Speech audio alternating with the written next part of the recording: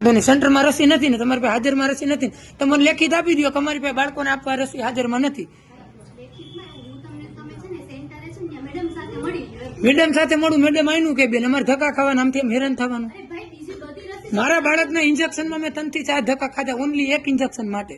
બરાબર, અમે બેન ગરીબ માણા રહ્યા. બરાબર, અહીંથી ભાડા કરીને આવક જાવક 200-300 એમાં વપરાય છે. બરાબર, તો હમણાં પાસે રૂપિયા જોઈ બેન, તમે પ્રાઇવેટમાં ન લઈ લઈ કયો જી બેન. તમે ના તો પાડીને કે નથી તો લેખિત કરી દો, મને લેખિતમાં આપી દો કે નથી મારી પાસે.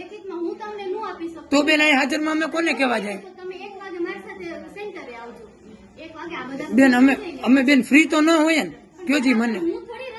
તમે કીધું હતું કે શુક્રવારે મળી જાય, તમે ઇન્જેક્શન નું કીધું હતું મળી જાય. ટાઈમે ઇન્જેક્શન મળ્યા ન મળ્યા, અને ટાઈમે ટીપા તો કે ન મળે. અમારા બચ્ચાને ટાઈમે કોઈ વસ્તુ ન મળે તો અમારા મતલબ હું એમ અહીંયા આવવાનું, હું એમ કહું. કોઈ વાંધો મને બેન, તમે લેખિતમાં આપી દો, તમે નીચે સાઈન કરી